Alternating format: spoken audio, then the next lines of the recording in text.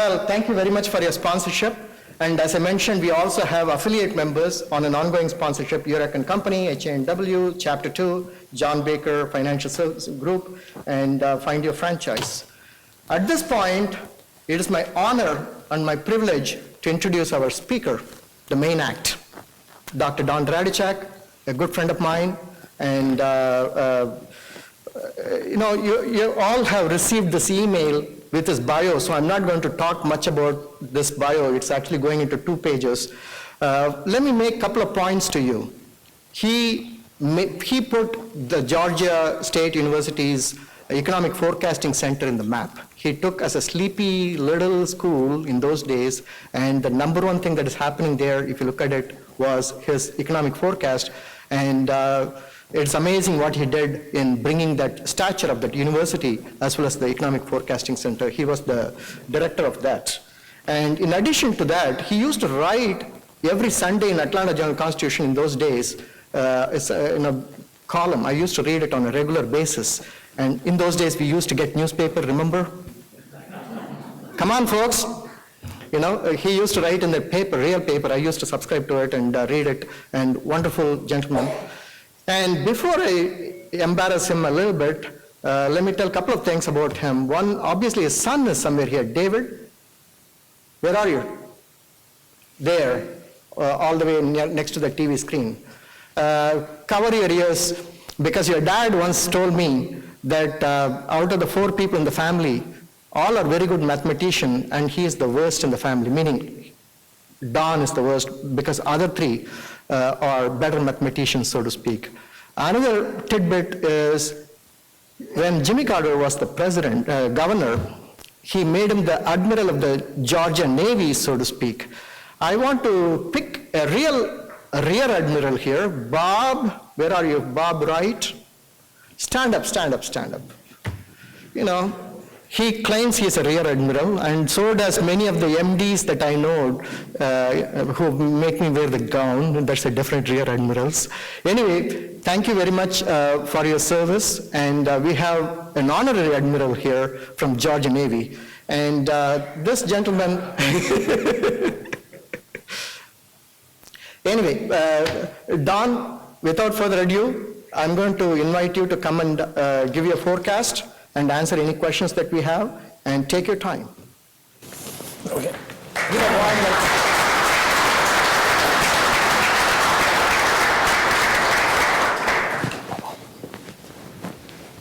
Okay. All right, well, thank you very much. I hope no one remembers what I said last year. Also, with all those sponsors, why couldn't you have enough food?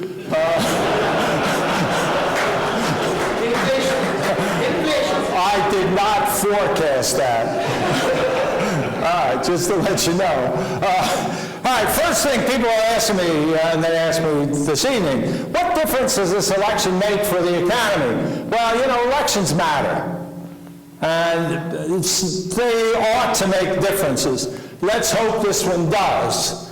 The last 2 didn't. But let's hope that we do get some differences developing. I'm not sure we will. In fact, some people say, hey, did you change your forecast? Well, I had forecast that the Republicans were going to take the Senate. I didn't have to change that. I will admit that the big loser on Tuesday were the pollsters. As far as I can see, in only 2 states did they even get close to what the real world looked like. In New Hampshire, the person that did New Hampshire was fine. They said it would be a very close race, but Shaheen would win. And she did. And the guy in Alaska said it's too hard to poll. And he was right. And they're still waiting on some other ballots to count before they can declare who won, although the pollster did assume that the Republican was going to win in Alaska, and I would assume that that was the case. The pollster who did Virginia should quit. I mean, it was not even on the list of close elections. And here we are, we're not sure yet who won in Virginia. So you can see the pollsters are in real trouble here. I heard one pollster and I was aghast. I mean, apparently part of the problem is landlines versus mobile. And that they're having trouble actually lining up the calls with the demographics. And one pollster said because they weren't sure, they actually doubled the response of the African American group. Now, I don't know if that was smart or not, given the fact that 94% of the African Americans in Georgia voted for the Democrats. That may have indicated why they were a bit off. But anyway, that's enough. When I used to run my forecasting center, I really did have a spot before I talked about my forecast. I talked about what I did wrong on the last forecast. I hope to try and keep that very short. but anyway, I view forecasting, you're making a hypothesis, and therefore you should explore, was your hypothesis appropriate or not? If it wasn't, where was the error? Was it an outlier that no one could predict? Like the weather in the first quarter? No, I did not predict that the economy was going to shrink in the first quarter before the first quarter came. I didn't do that. Sorry about that. I didn't think we would have snow jams. But we obviously had two of them in Atlanta. So, those are part of the problems that you have where you could just say, no, there's nothing wrong with the model. It's just you can't model everything, and therefore events that weren't in the model occurred, changed the results, and so, all right, unless we have another winter like that, I'm not going to worry too much about putting that into my analysis. Although, by the way, I will put a little bit in, because there's a little sneaky trick, which is that we do seasonal adjustments. And seasonal adjustments are dependent upon previous performances. Therefore, the fact that the first quarter of this year was a big down quarter because of the weather, we will now overcompensate in our data for up to the next 5 years. So be careful when you see those first quarter GDP announcements coming from the government. I just want to tell you that sneaky little issue that we have. All right, enough of that. So, no, I didn't really make a big change. I'll see if there is policy changes. I don't know how to predict the behavior of the Republicans at the present time. Boehner earlier today said that he's going to change the direction of this administration's decision-making by using budgetary policy. In other words, he's going to withhold votes on the budget in order to force behavioral change in the administration. Well, given the fact that this administration probably isn't going to change much, this seems to imply that we're going to have some disruptions in Washington. That's basically what Boehner said. He didn't say we're going to have disruptions in Washington, but he basically said he's going to use that as a tool in order to change the behavior of the administration. Okay? McConnell says there's no way we're going to shut down the government. Now, which one do I believe? Because the path of the former is a shutdown path. And the latter, if he is willing to say we will not shut down, is not a shutdown path. And I'll tell you, if they do shut down the government, we will lose another tick on our credit rating. It'll probably have an adverse effect upon our bonds, although the first one did not. It'll probably have an adverse effect upon our bonds. And it will have an adverse effect. In other words, you all think that the Republicans have won and therefore this is a good thing, or some of you did. There's got to be some Democrats in the room. I mean, there are entrepreneurs and they can think. Excuse me, did I say that? Excuse me, that's not. I did vote for both Republicans and Democrats. I'll admit that. I did not vote straight party. There were some people that I actually know and therefore knew I should vote against.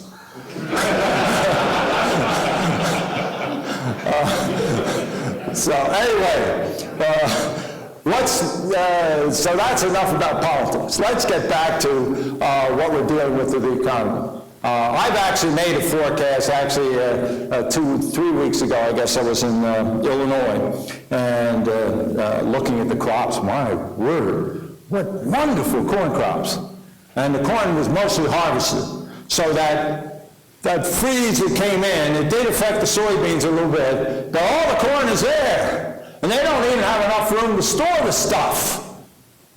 So the prices have come down dramatically.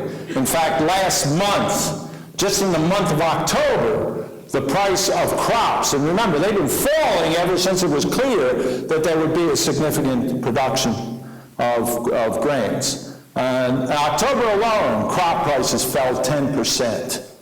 Very dramatic. By the way, this is having an adverse effect upon meats. You might say, why? They feed the grains to the animals. Yes, they do. And guess what that means? That means the cost of carrying an animal over the winter so that you will be able to have more animals. You know, you got to have some animals to have others. If you don't know that, you're in trouble. But anyway, you have to have some animals, and therefore they see the cost of carrying animals over the winter going down. So what does this mean? Expand your herds. Build them up for the spring. Does that also mean they're not going to slaughter now? So you go to your store and you look at these steaks and by the way, it's cheaper to buy steak in the restaurant than it is at the grocery store right now, because they have up to 2-year contracts, okay? And they've frozen their steaks. Believe it or not, it's cheaper to eat out than to grill in. Okay? You didn't know that, did you? But anyway, you can still use your grill. You know, I know that's a manly thing that people do. I rarely see women grilling. Do they do that? I don't know. I'm not going to get into that. But anyway, that's enough of that. But it is, and by the way, by next spring, because we do have more grains than we can even store, and we will have more animals because they will carry more over the winter. Next spring, you will see food prices going down. And so that will continue this process of a significant slowing of inflationary pressures. That's one of the positive things that is developing. A second positive thing is obviously our dramatic increase in petroleum production. I was looking at the numbers and I couldn't believe them. I mean, we were adding 150,000 barrels each month to our production. Then you say 150,000 barrels a month. That's running at a 2 million increase for the year. Or nearly 2 million. Increase for the year. See, my son's better at math than I am. So that's a huge amount. And we have seen the effects of that. By the way, it was a contributor to that third quarter GDP. Everyone was shocked. Wow, look at the trade figures. The trade figures contributed 1.3 percentage points to the 3.5% GDP growth. And you say, that's got to be an aberration. No, it's not. It's the change in our petroleum balances. We're increasing our production. We are selling product abroad, mostly Latin America. We're selling product abroad and reducing the amount of crude that we're bringing in. So it's a dramatic change in our trade balances. And it's because of our domestic production. And that domestic production is still strong. Now, yes, the price of oil has tumbled. Most oil production people had assumed at the beginning of this year that oil would be at least $85 a barrel. Almost all the capital budgets set for this year were based upon $85 oil. Obviously, the last couple of days, you're seeing a lot of 70s. It got back up to 79 today. So maybe the bottom has been reached. I'm not ready to make that call, but probably the bottom's been reached. But nevertheless, 79 isn't 85. People are going to cut back on their capital budgets for next year in the oil industry. That's going to dramatically slow the growth in the production of oil. Okay, so at some point, these very low energy prices will stabilize and maybe start to rise, although some of this is not our own doing. Some of it is also Saudi Arabia, who's scared to death that they're losing control. They're either scared to death that they're losing control, or they want to bankrupt Iran, or maybe it's both. Whatever it is, Saudi Arabia right now is giving us a discount on the oil. They initially gave Asia a discount on the oil, and now they're giving the United States a discount on the oil. By the way, we don't buy very much Saudi Arabian oil, but someone wants to give it to us cheap enough, we'll take it. We'll figure out a way to use it. It's relatively heavy oil, so that's why we don't use it. And by the way, our production is beautifully light oil. It goes, in North Dakota, there are some wells, they say, they're so pure that you can take the oil out of the ground and put it in your car. Don't do it, but they said you could. So it's amazing, the type of oil we have. All right, so those are changes that are occurring, and obviously the crop situation is very good for American consumers, not that good for the agricultural sector. We had a bubble in agricultural prices. Some people were paying over $10,000 an acre for corn crop, corn acreage. Ridiculous prices. I figured out with optimal production, the ROI was in the mid-single digits. And why in the world would you be putting that kind of money for mid-single digits when you get much better than that and almost anything else you can do? So, not a good investment.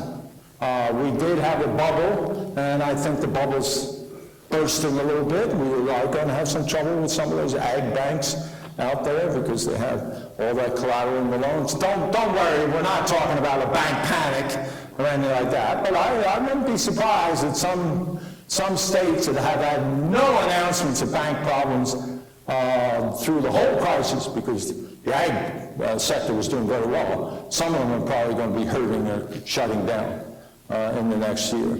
So there's a little problem there, and it'll have some implications for farm implements and things like that. But it has a great benefit to the consumer, and the benefits more than offset the negative parts.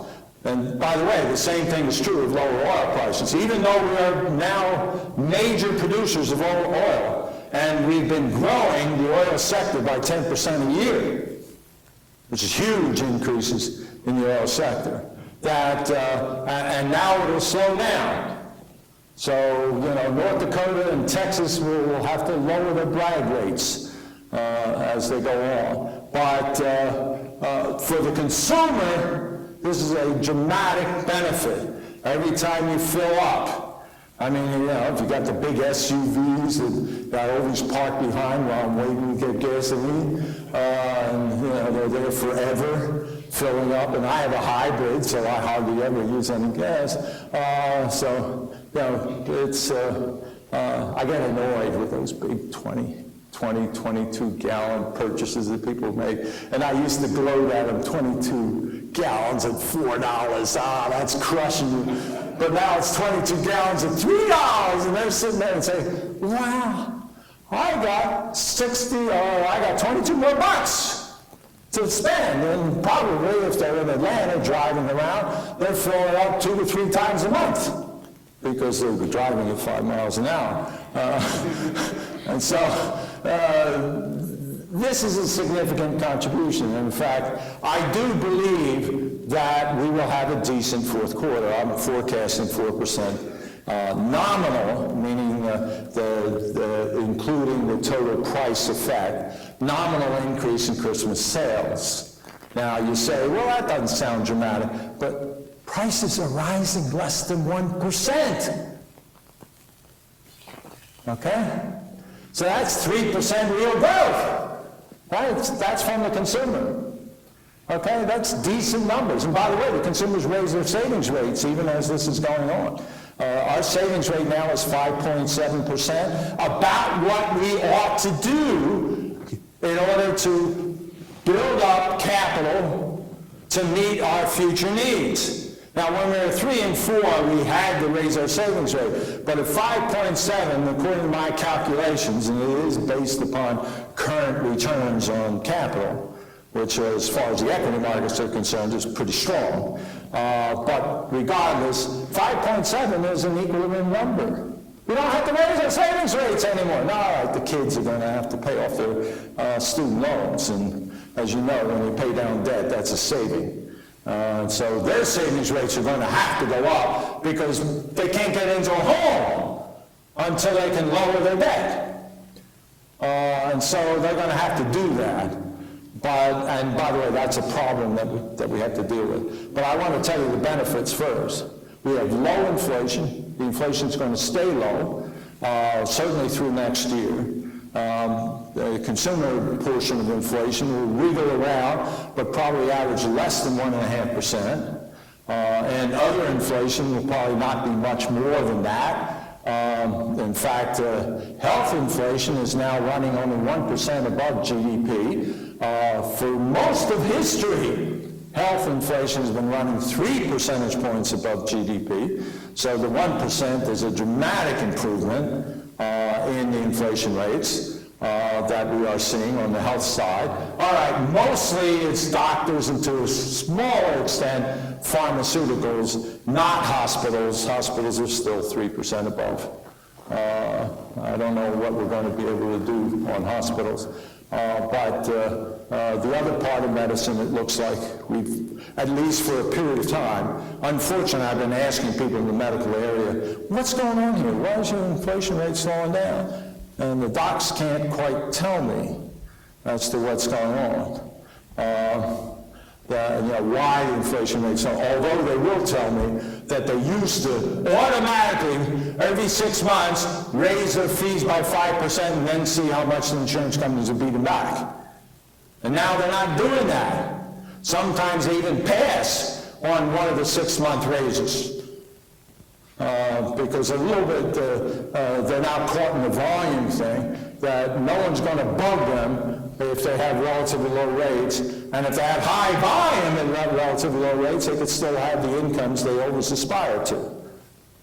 So that's what's going on in the doctor's offices. So that's why he'll talk with you for 15 seconds. I'm just kidding on that. Some doctors are very conscientious and they'll give you a minute. Anyway, all right. So the inflation rates are working in our favor and will continue to work in our favor. Even if energy is bottomed out, it's not going to go roaring up. But we needed, actually, probably the ideal would be for energy oil prices to get it to between 85 and 90 and stay there. And then we would continue to export our shale, we would continue to improve our trade balances, and we would still have a significant contribution to the consumer. 75 is a little bit too low. We'll watch and see. I know some people are talking 65, but quite frankly, I didn't hear anybody talking 65 until oil prices fell below 80. It's really amazing how some of these forecasters all of a sudden are able to figure things out after the trend is well developed. I don't do that, by the way. Okay? Sometimes I'm wrong. But I don't do that. I try to figure out what's the reasonable activity. And obviously what's going on is two things. Production is increasing. By the way, not only in the United States, it's increasing in Libya. It's increasing in Iraq. Remember, we thought that ISIS would take out the oil fields. They took out the refineries, which means that the Iraqis can't consume their oil, but the oil fields are in the south and in the Kyrgyzstan area. As we're finding out, the Persia know how to fight. And so they are defending their fields.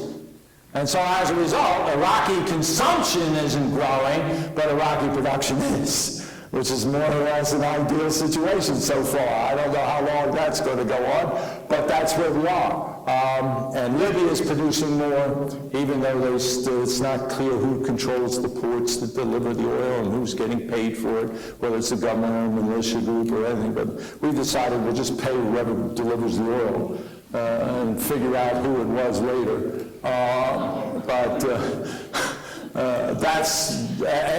And Norway's found a new major field. It'll take a year or two to develop. Brazil has major fields. Although the Brazilians, the president wants Petrobras, which is the big producer there, to sell at a loss to Brazilians. This is why, even with bad policies, Brazil doesn't have a lot of inflation. I mean, if you force your industry to sell at a loss, you could, for a period of time, control inflation. Now, she won't be able to do it through her new term. You know, she got reelected. She won't be able to do it through her new term because at some point, people just stop investing. And then you don't get any production taking place. So it's a short-term gain. But, you know, she's not the only politician I know who worries about short-term gains when they're up for a vote. So anyway, that's what's happening. But they have areas where they can produce oil that they haven't fully done yet. Okay, so there is a fair amount of oil still available. And if we ever were able to agree to terms that we could, Russia could abide by, we could dramatically increase their production. But Russia has this interesting thing. They let you in, help you to develop a little bit, and then if you're getting fairly successful, they take it away from you. I actually know a circumstance where exactly that thing happened. Not in the oil industry, in the lumber industry. But I know somebody who was developing 2 lumber mills, and they were starting to be very successful. And so the head of the province decided that, well, one of them is now owned by the state. So it does happen. And that's going to be a problem. Okay, but anyway, the low inflation has to be a benefit. I see close to 3% consumer spending for, well, certainly through next year and probably into the year after. It depends, again, what's happening with wealth and stock market and all that kind of stuff. Somebody said, hey, I hear that the stock market's going to do well in 2015. And I said, well, you know, maybe, who knows? But let's be honest. If I talked to you a year ago and talked to you about the stock market, I would have told you that the stock market was undervalued. Today, I can't tell you that. It is not. In fact, slightly overvalued at the present time. Now, slightly overvalued usually doesn't end the stock market rally. You have to be significantly overvalued, and then your bull market ends, and we're not significantly overvalued. But we're slightly overvalued at the present time. So it's hard for me to see that next year is going to be a great year in the stock market, but it's easy for me to see that next year will be in mid to upper single-digit gains in the stock market, because profits are growing in mid to slightly upper single digits. And that, while it's going to be harder because profit margins are historically high, now how much more can you push those margins up? So it's going to be harder to get the profit growth than we're having this year. But, you know, 6 to 7% profit growth next year is probably a reasonable expectation, and that would justify some improvement in the equity markets. So if you get that, you get the low inflation rates, if we continue to have the employment, and the employment growth rates are slowly drifting up. And the wages, it's kind of interesting, because we now have two sets of data that are telling us different things. We have the employment situation, which is what we report with the unemployment rate and what we report with the payrolls. And by the way, we'll report that on Friday, and it'll be 237,000 because that's what I'm forecasting. And if it's not 237,000, they measured it wrong. But anyway, that's that's a robust number, not a huge robust number. And this is one of the reasons why people still believe the economy is our number one problem, even though 237, you realize under normal circumstances, the labor force would be growing about 135,000. Under these circumstances we've had, which is the kids living with their parents and things like that, and the problems with immigration and all of these other issues. I mean, we have a lot of people who used to work on book that are working off book at the present time because they're afraid of immigration issues. Okay, and that is partially distorting these labor force numbers. But anyway, we expect, under normal circumstances, 130, 140,000 growth in labor force. We're doing 230,000. So you expect the unemployment rate to come down. Now it came down dramatically because a lot of these people went off book and we don't know what they're doing. Anyway, that's an improvement in the economy. The economy is getting better. And it's hard to tell people, hey, the economy's getting better. Don't get too upset about it. Even though 45% of the people who went to the polls yesterday said that the economy was the number one problem facing the United States. The economy was. Not ISIS, not the problems in Ukraine, not Ebola, which, we finally found out why we need a Surgeon General. We don't have one.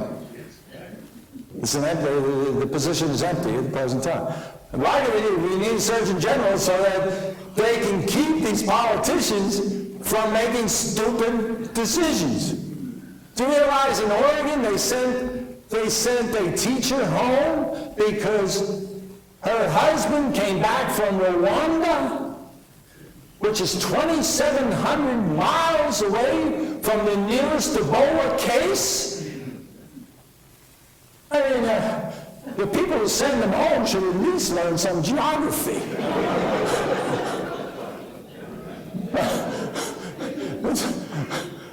With crazy things. And here we are. I mean, people say, in fact, again, I'm not going to get too political, but Purdue said, none was opposed to restricting trade.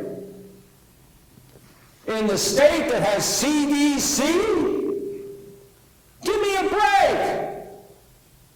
Purdue thinks we should restrict trade and not listen to the guidelines of CDC? Just think, by the way, how many of their people are in the Ebola area? And what will happen if we do quarantine and restrict? We'll have to double the size of the CDC just to have the same number of people engaged. Is anyone willing to do that? To pay for that? Okay? Especially because these guys, they do know how to deal with this thing. Governors don't. All right, enough of that. I just thought I'd throw that out. Jeez. I get wound up when I see elections. Why don't people think like me? All right, so that's the consumer. And although there's no question the consumer has been very stingy so far, except for automobiles. They've been buying cars. Well, there's an obvious reason why they've been buying cars. We have 250 million cars under registration. The average age is 16 years, which means that you need to sell 15 million of them just to keep the same age. So, all right, you want something new, you got some fancy electronics, so that kicks it back up to 16.5 million.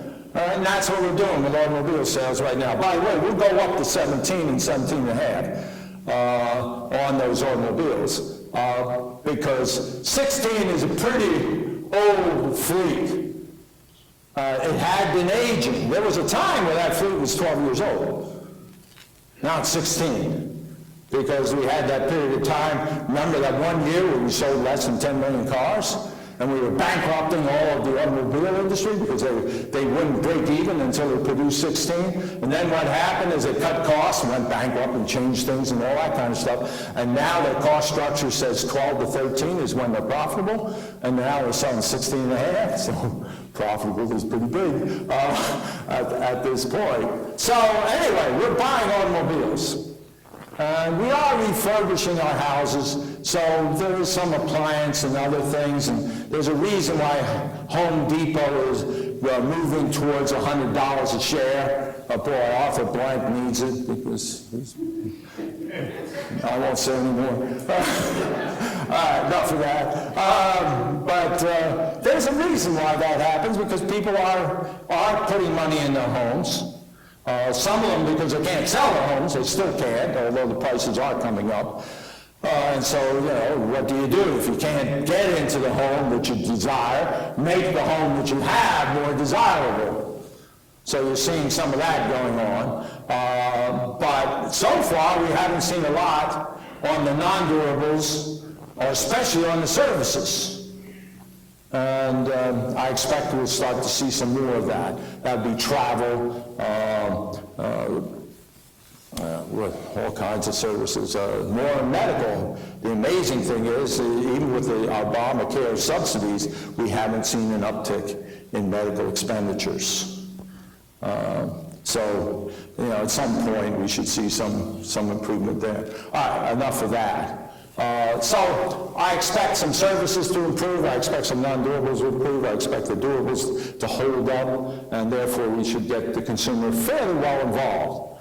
Now, having said that, we obviously, if the consumer is growing 3, to get the economy to grow 3 or better, we need to have stronger than that growth somewhere else. Where's the somewhere else? Well, let's just wash out inventory. Inventory right now is in balance. It'll probably wiggle around, but it's in the next year. It might be a significant factor in the next quarter, but it's not going to be a significant factor in the next year. So let's just wash that out. Now let's go to government. Okay? We are going to spend more on federal government. Why? We have these new initiatives. We're fighting Ebola. We're fighting ISIS. We've cut back defense about as much as you're going to cut it back. So we got some new initiatives there, and we're going to have to find some way to finance it. They'll probably borrow money, and we'll see the deficit starting to move back up again. But basically, government will probably shift to being a positive contributor.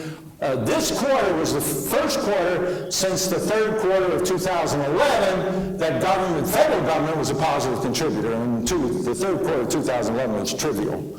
And you go back before that, and you find that government was not a positive contributor since 2009. And when people say, what's wrong and why is this recovery so weak? I mean, if government was a business and had access to the capital markets, what would you do as a business? You have a lot of assets that are aging. Wouldn't you upgrade them? Wouldn't you refurbish them? We're not doing it. We're not doing the refurbishing. We're not doing the upgrading because somebody has the idea that it's more important with very low interest rates to balance the budget than it is to reinvest and restore our assets. Okay? Kind of stupid policy, actually. And when we finally write what went wrong with this economic expansion, that'll be one of the issues. That's what went wrong. We fought the wrong battle. We fought the deficit when we should have been using the very low interest rates to refurbish the assets. Okay? But now we're doing it. Of course, the timing's wrong. Probably government will peak just when the economy is peaking and everything will get into trouble. I mean, we've done that before. We've done that a lot of times before. Jimmy Carter, the great example. Remember, he was going, hey, we're going to have new programs, and here he comes in 1977, going to have new programs, and the programs hit the market in 1979 when the inflation rate was moving towards 10%. Not a good idea, okay? Well, we'll probably do it again. but it'll be a couple years away. So I'm not forecasting that right now. I only forecast 2 years. We're okay for 2 years. After that, we'll probably, our stupidity will probably catch up with us, and we'll have done it wrong. Anyway, the other part, state and local governments, and they're all always pro-cyclical. Why? Because state and local governments have to balance their budget. So what does that mean? That means when the revenues fall, they have to cut back. When the revenues pick up, they then replace what they cut back. Well, the revenues are picking up, so they're now replacing. So for 4 years, state and local governments were a drag upon the economy. Now they're a contributor to growth. Okay? So that's what we're getting from government. We've gone from a 0.75 percentage point drag upon the economy to a 0.5%. Now, the third quarter was bigger than that, but it won't sustain at that level. But probably a 0.5 percentage point contribution to growth. So that's 1.25 percentage points, additions to growth that we did not have for the first 4 years of this recovery.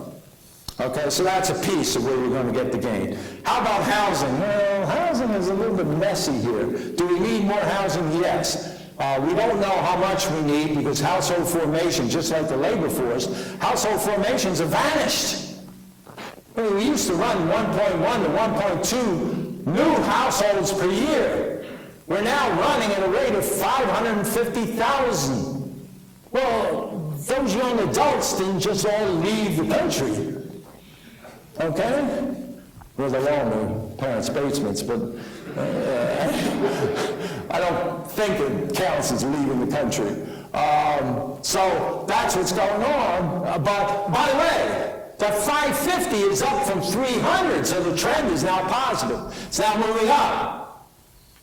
And that means that we will finally have enough households to justify not only our current level of construction of housing, but some improvement in that construction. In fact, right now, everyone's running into apartments. We have the lowest apartment vacancy rate in 35 years.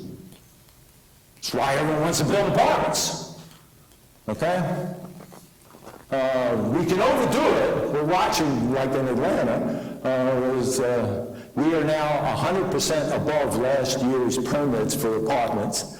And you can't do 100% above too many years before you overdo it. So we're watching in Atlanta. But, you know, apartments are going to be strong, and eventually the single-family housing will pick up too. Their vacancy rate's now down to a 20-year low. Okay?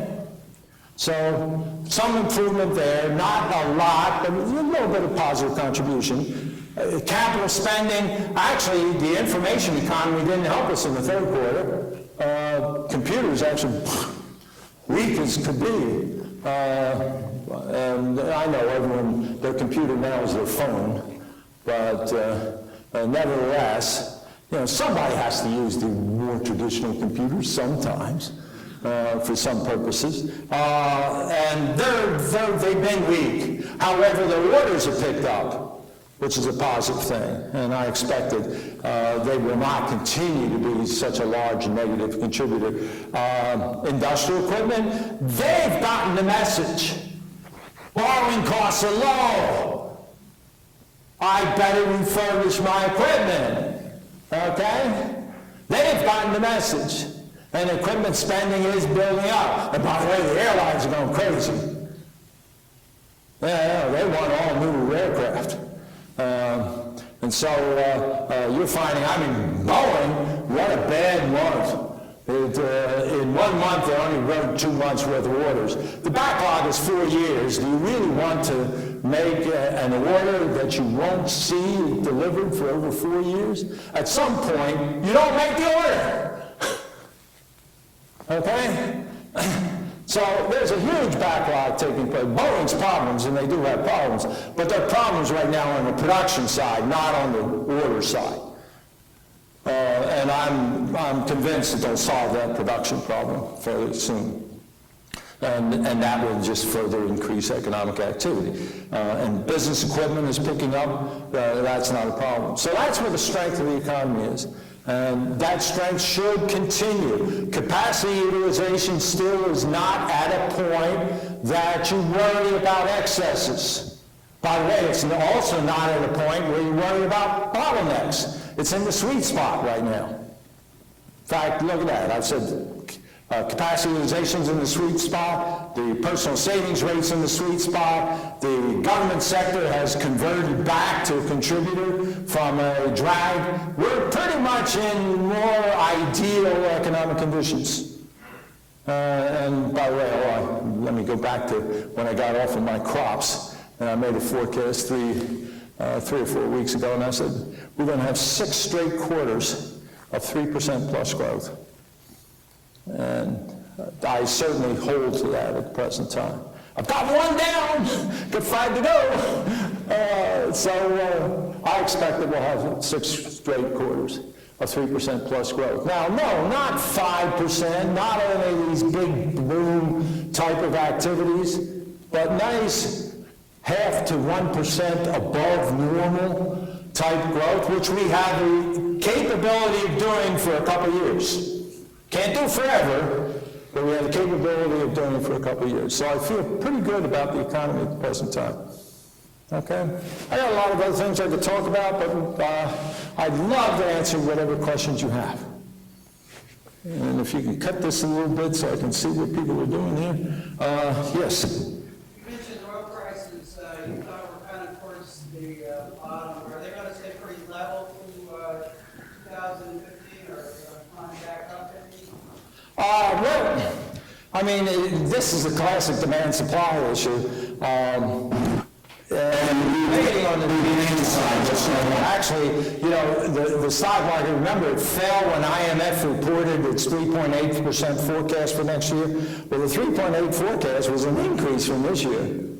It was just not as big an increase as they'd forecast before. They had trimmed down the increase, which would suggest that oil demand should grow next year. Now, that's not guaranteed because we are buying more efficient. You know, when I talk about the age of that fleet is, as we lower the age, we are increasing the efficiency, the energy efficiency of that fleet.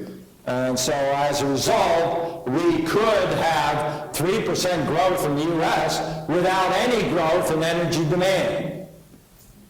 And we're looking at, obviously, the big demander has been China. And the question is, will it continue? I mean, its demand was growing more than 1 million barrels a day per year. Will it continue at that? The answer is no, it's slowing down. It's not continuing at that, but it's okay. Probably 1/2 to 3/4 of 1 million barrels we should get out of that. And the emerging markets, probably 500,000 to 3/4 in other parts. Probably India has to do a lot more work on its infrastructure before it becomes another China in its demand for oil, but it eventually will get there. You know, once they get enough roads and all that that's smooth and all that kind of stuff, they'll get there. But it's going to take a little while for that. In fact, if you want to say where do I think the strong demand growth rates are, Indonesia, India, maybe Brazil. I gotta see if Rousseff, changes her policies, but we'll watch.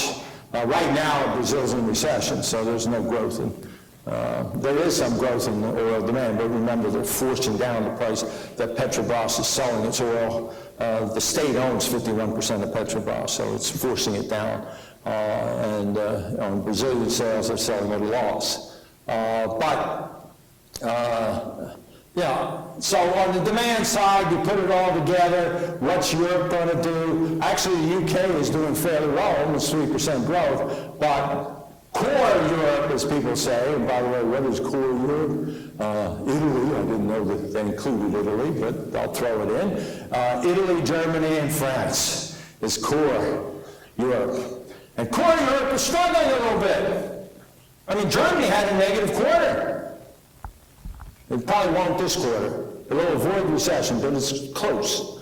Germany's not doing very well. Italy is in recession, and France is close enough. We can call it a recession if you want. So that's what you got there. And out of that, well, they don't have I mean, all they're doing right now is monetary policy. It's not the worst thing in the world because it is undermining the euro, and eventually the euro will fall to a level that even Italy will be competitive in the rest of the world. So that will help them. Probably the second half of next year rather than earlier than that, but it'll help them. Okay, so we'll get some of that taking place.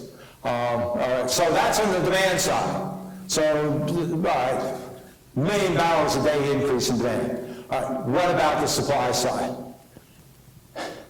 Here's where you go. As I said, we were doing 150,000 barrels a day per month. All right, that will slow down probably the second half of next year. But prior to that, yeah, it's going to be hard to, I mean, you know, when I say I think oil prices have stabilized, remember, when you get prices changing so dramatically, the desire to hold inventory changes dramatically with it. So people have been dumping oil inventory. And now oil inventory probably is below what is necessary for the normal flow of business. And that's what's giving some stability to the prices. But if you look at, take away the inventory swings, and the first half of next year, I got more supply than demand. And with more supply than demand, prices are more likely to go down than up. Now, second half, maybe, again, it's what's going to happen with capital outlays and production and things like that. But the second half of next year, we could probably start to see oil prices rising. But rising at $75, $80 a barrel. I mean, we're probably in the 75, 85 range through the first half of next year. Okay, and then maybe we'll start to see upward drift from that after that. Yes? What do you think will be the direction of precious and industrial metals over the next year? Precious and industrial. And industrial. Okay. Precious metals, I've always argued, and you know, I talk about this tale, and I had a guy in South Georgia, his name sounded like Langdale, but if somebody doesn't know what I'm talking about, that's great. But anyway, he argued that, hey, gold prices are going to do this, that, and the other thing, and gold prices related to hog prices and all that. And I kind of said, oh, come on, hog prices have to be related to corn prices. And then I did some analysis, and I found that gold prices were more closely related to hog prices than corn prices were to hog prices. And remember, corn prices are producing hog prices. I mean, they're creating the size of the animal and things like that. And I was shocked, and then I continued to look at it, and I came to the conclusion, I think it is a valid conclusion, that gold is the numeraire commodity. Now, if you want to know what's numeraire, it's what everything else is measured against, okay? And therefore, basically, if you take the CRB index, which is the commodity index I like to look at, and you take the CRB index, and you correlate it with gold, you'll find, I mean, a lot of swinging around, but the long-term trends are very powerful. You can see them moving in almost precisely the same direction once you put a smoothing device on it to get out the wiggles that exist, because you will get people excited about gold and they'll shoot up and shoot down, you know, and all that kind of stuff. But the CRB index to me right now is saying that gold is $1,100. Now, it's not 11, it's about 1160, I believe, or whatever, something like that. But it's saying $1,100. Therefore, gold prices are still overpriced, but not dramatically overpriced. Okay, now then that raises the question, where's the CRB index going? Well, I just hinted maybe oil prices could be stabilizing, and what about crop prices? Probably this is near the bottom, not yet there, but very close. So the CRB index may fall a little bit further, but not a lot. However, it's not going to rise much until the second half of next year. So basically, this is a global wasteland.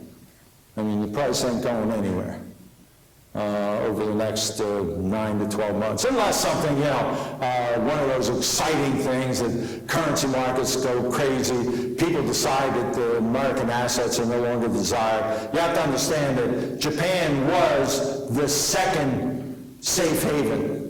The yen was the second safe haven until BOJ intervened last week. Now there is no second safe haven. The dollar is the dominant currency. Okay, that's good and bad. More bad than good, but I don't want to push it too much. Eventually it's bad because we lose competitive positions.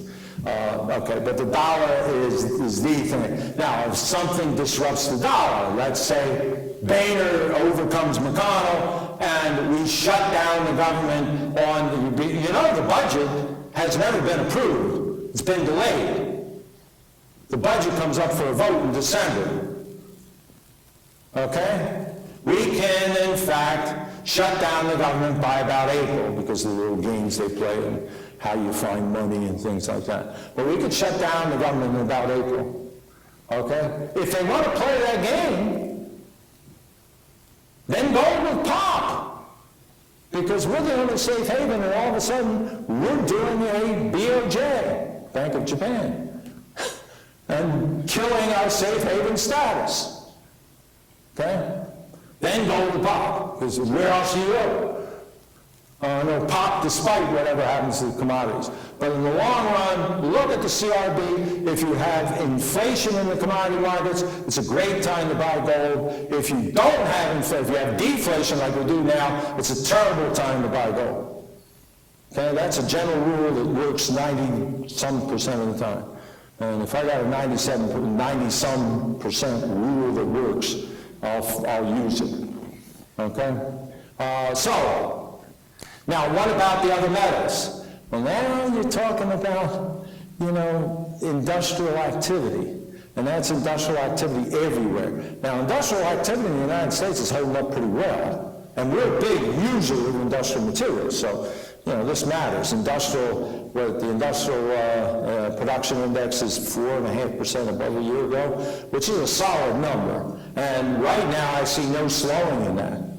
So we're doing well on the industrial side of our economy. Okay? Britain's doing okay, although their last figures didn't look good. But they're doing okay. Remember, they're doing almost 3% growth, so you expect something positive out of Britain. Europe is doing terribly. Their last figures were negative on industrial activity. And China is just barely growing. It's growing, but on the industrial side, but just barely growing. The big growth in China, when they get their 7% now, when they used to get their 9%, it was mostly industrial. And that's why you saw the big use of all those industrial materials. Now, that 7% is mostly consumer-oriented services. And so as a result, their manufacturing is growing, but just barely. You're talking about PMI figures. This is how many of the purchasing managers in manufacturing activities are arguing that they're increasing their purchases. And their numbers are just over 50%. So modest growth, but not very much. And that's telling me that while there is some capacity constraints coming into the industrial materials, it's probably going to be flattish, with one exception. Well, two exceptions if you count titanium, but the other exception would be aluminum. Why? Aerospace is going crazy. Okay? That's the difference. Yeah, go ahead, up front. Thank you. Could you please provide some comments on generally the global investment climate? For some forecast here on the investment opportunities globally, but also provide your comments on Asian Infrastructure Investment Bank that just got created, being led by China, and would love to. Okay, the question was comments about global investment opportunities and the Asian Infrastructure Investment Bank, which I don't know anything about, but I usually am good at hiding that.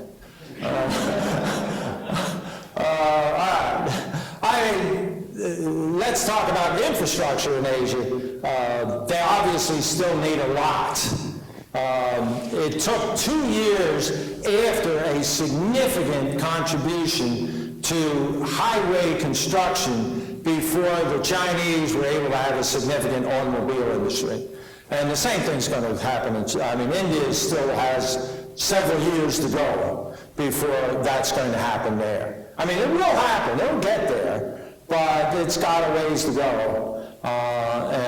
Obviously, you need to get some kind of smoother surfaces before you can sell the vehicles.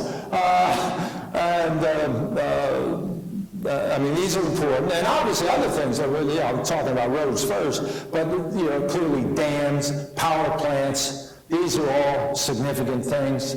How do you deal with the power plants? As you know, Japan has decided they don't want nuke, but now they're thinking maybe that was too extreme. They're not sure whether they need to come back on that. What kind of power plants? How are you going to do it? Obviously, we're going to have significant industrial growth. I mean, it's still true if you go to Vietnam that half the time the lights flicker late in the day. They just don't have the power grids to support the industrial growth that's taking place. So these are the big problems. The power plants, the roadways, obviously you need, and this doesn't have to be governmental, and probably shouldn't be governmental, you need depots and that kind of storage facilities, and by the way, you need rigorous supported contract law, because investment won't go there very long without that. All these things are needed. Some of them have been developed. Obviously, when you're dealing with the Indochina area, there's a lot that needs to be done yet. And Myanmar, they're just finally figuring out that you can have facilities that tell you what the rest of the world is doing. They're way back on that. But they clearly want to build a tourist industry, and by the way, that's the first thing. Tourist industry, you've got to have power plants, and you've got to make the tourists feel good. And if you're going to do a tourist thing, you make them feel good. I mean, you can get a few outfitters, National Geographic will rug it, but you can't have a big tourist industry without somebody doing that. Investment opportunities, well, obviously you go with the growth. But you also go where your investments are protected. Now, surprisingly, one of the reasons why I put Indonesia in the column of strong growth is that you will get a lot of support there for your investments. And I mean, there are some problems, and obviously there's discriminatory feelings, and we've already had two major within the last 2 generations, 2 major incidents where the Chinese, who tended to be the important commercial people, have been robbed and killed and their properties destroyed, and this doesn't encourage them to come back in. But slowly, I think things are starting to develop there, but that's careful. And then obviously the promise of Modi in India. It's still promise, not reality yet, but he did good things when he was running his, whatever, is it a province, what do they call it? A state. When he was running his state, he did good things in his state. Now, it was good things where he put his state against other states, and therefore was, bigger than neighbors, so to speak. Well, when you run a country, it's a little harder to do. So he's going to have to do some other tricks. But his goals are clear, that he wants to develop things in India. The Indian, by the way, the Sensex has been the best performing stock market in the last 6 months. So there are people who really believe that he's going to carry it off.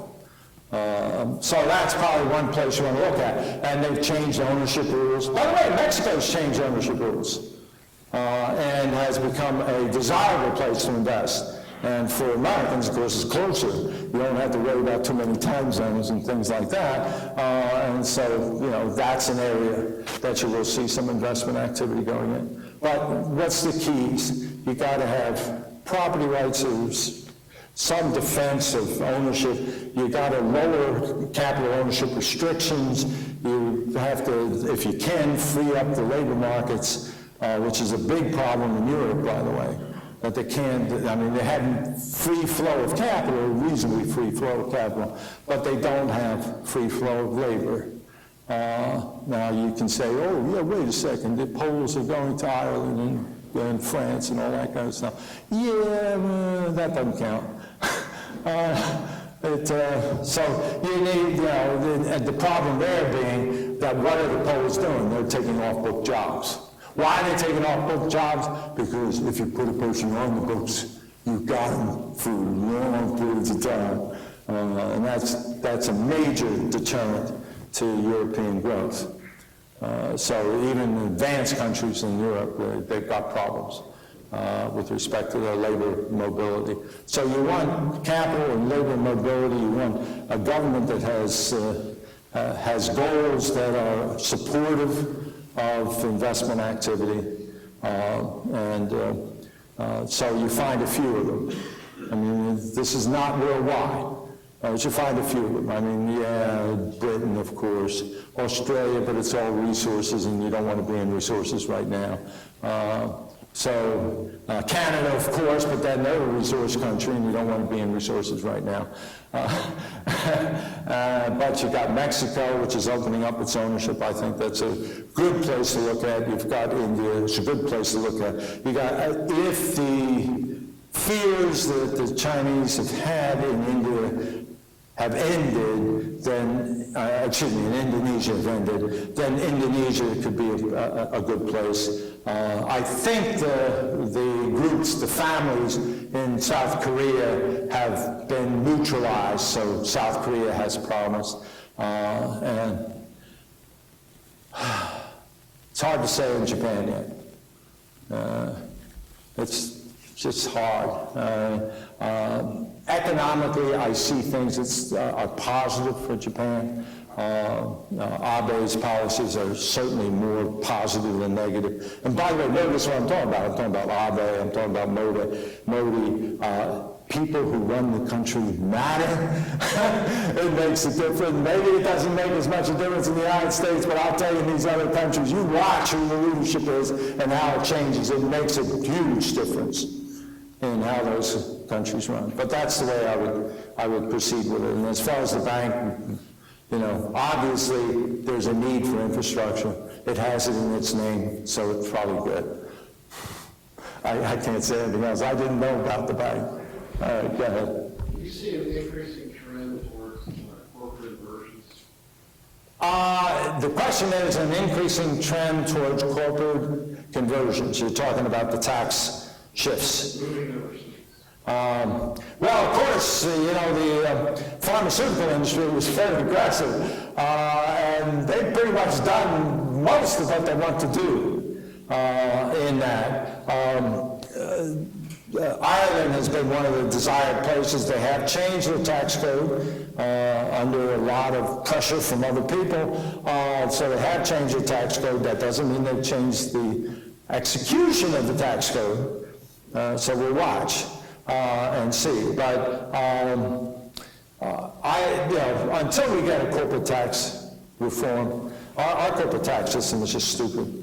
I can go at length about the corporate tax. I mean, people know the top 20 revenue-earning companies in the United States have an effective corporate tax rate of 9.5%, okay? Because they have all kinds of things abroad and all that allow them to significantly lower their tax burden in the United States. Whereas that local bakery that's thinking about hiring an extra person and will really make a difference locally is probably paying 30, well, with the state governments, it's close to 40% on their taxes. This is stupid. A tax system like that is stupid. Obviously what's happened is the lobbyists have worked at creating all these differentials in the tax codes. And then we have the problem that we have $2 trillion abroad. And people are afraid to bring it home because then they'd have to realize that they earned that money and create a tax consequence. And so this is one of the arguments that on tax reform. How are we going to deal with this accumulated, basically deferred taxes, embedded in the cash holdings abroad? How are we going to deal with it? Should we forgive it? Should we tax it at a reduced rate? How should we have a program that if it's used in the United States, it would get a benefit? You know, how do you deal with the $2 trillion? You tell me what the right thing to do is. I don't have a good answer on that one.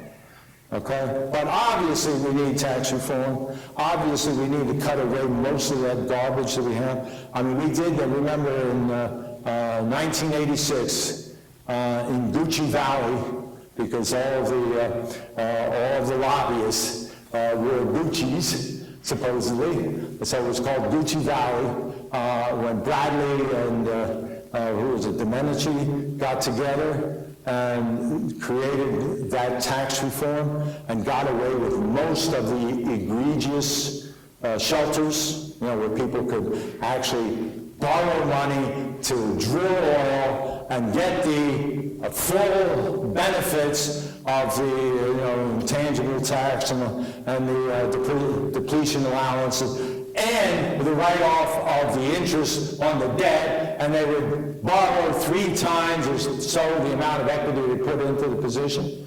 And as a result, people could drop their personal tax rates down to very low levels. Obviously, these are people who could afford to take some risks. So it's your higher income people. We got rid of most of those at the individual level. That's what we have left at the corporate level.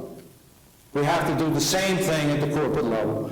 Simplify, lower the marginal tax rates, and wipe away all those benefits that we're giving these big corporations, this unusual benefit relative to other corporations.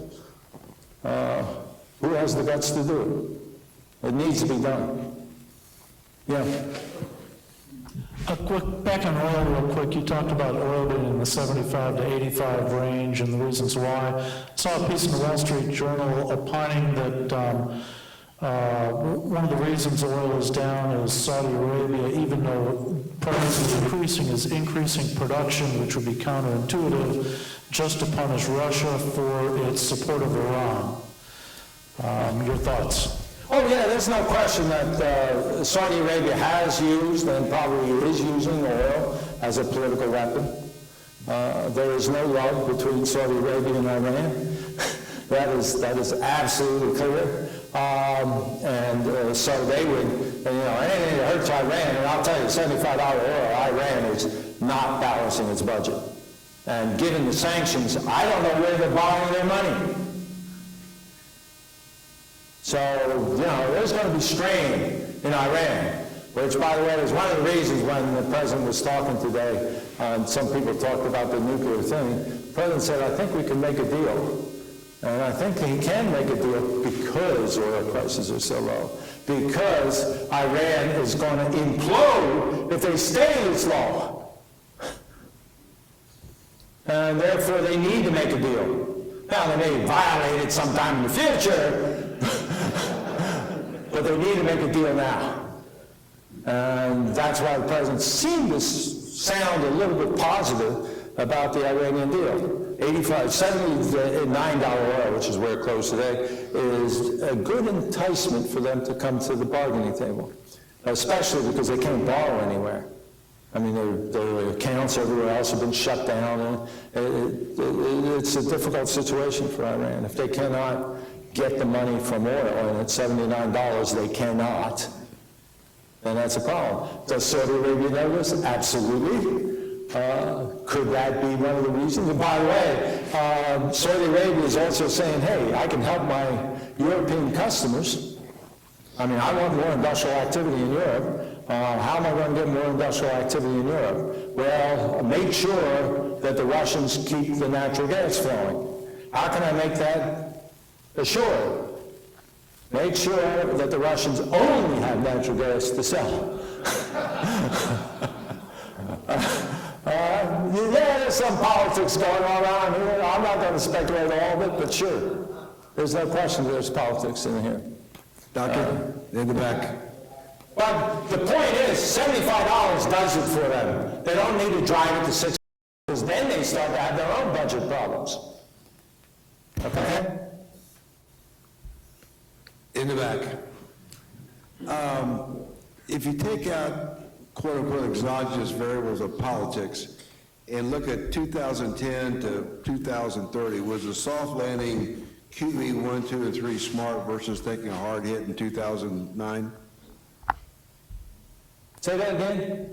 If you I was looking at my watch. Okay. By the way, I'm one of the few people who still has a watch. It's amazing because I do trivia with a bunch of 30-year-olds, and none of them have a watch. I don't know what Apple was thinking about with a smart watch. It could be very smart, but no one wears a watch anymore. I mean, just figure it out. Anyone under 35 doesn't have a watch, and everyone over 45 doesn't know how to use it. so why they invent the product? Anyway, go ahead. No, I'd say, take out politics, the QE 1, 2, and 3, Yes. Gave us a quote-unquote soft landing, but if you look 2010 to say 2030, will that have been smart, or should we take a deep depression in 2009 and cleanse ourselves out? I'm missing the last part of that. Well, we could have taken a big hit of the depression in 2009, because that's what the hell, and worked out of that over some period with some damage. The QE 1, 2, and 3 made a soft landing, but it's going to be expensive over time. Would you think that was smart, or should we have done it a different way? Okay, well, all right. When I'm not sure about how to answer the question, I'll answer the question that I think I wanted him to ask.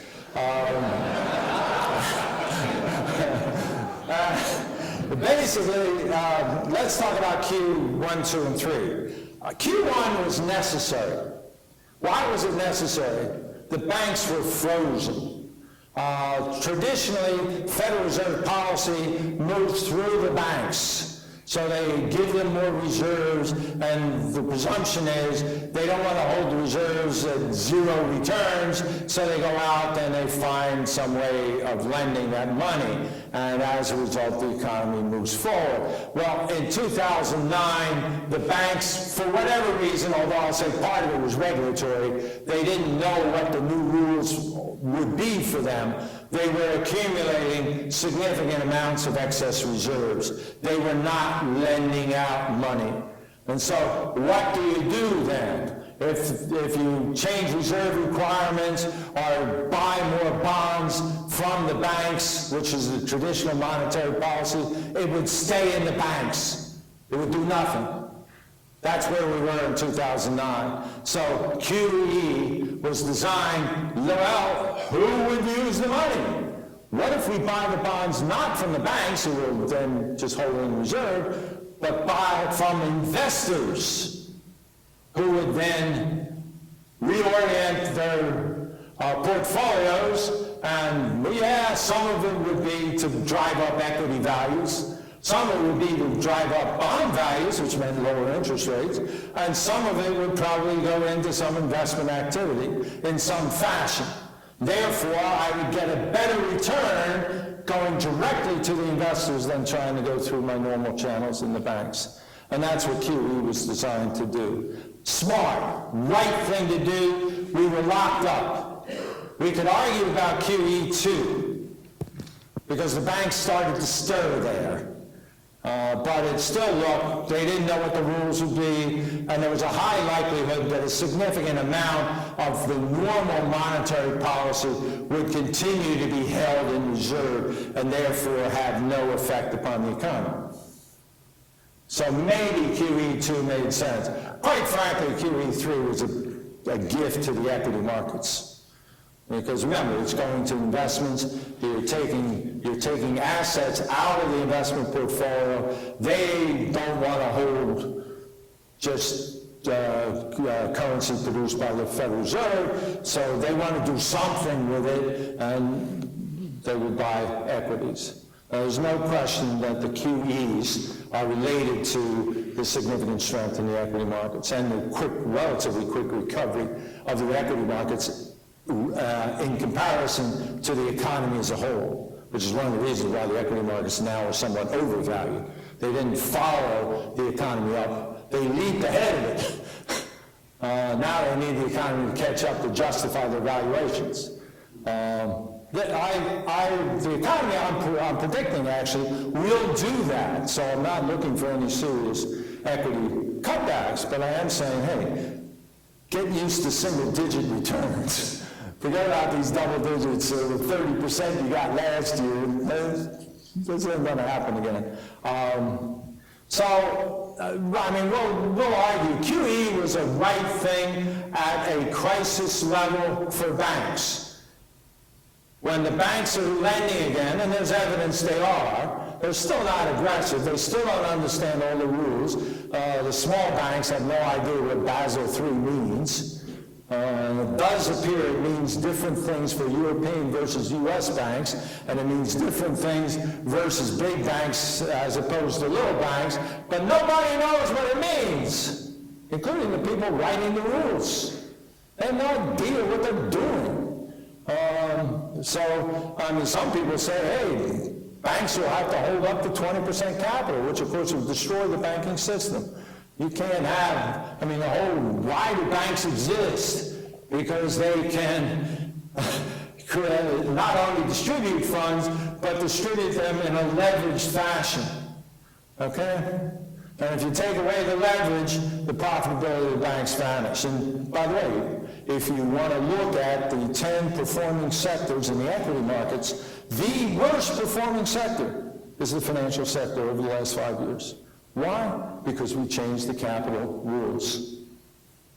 The current financial system cannot be as profitable in any given economy as it used to be.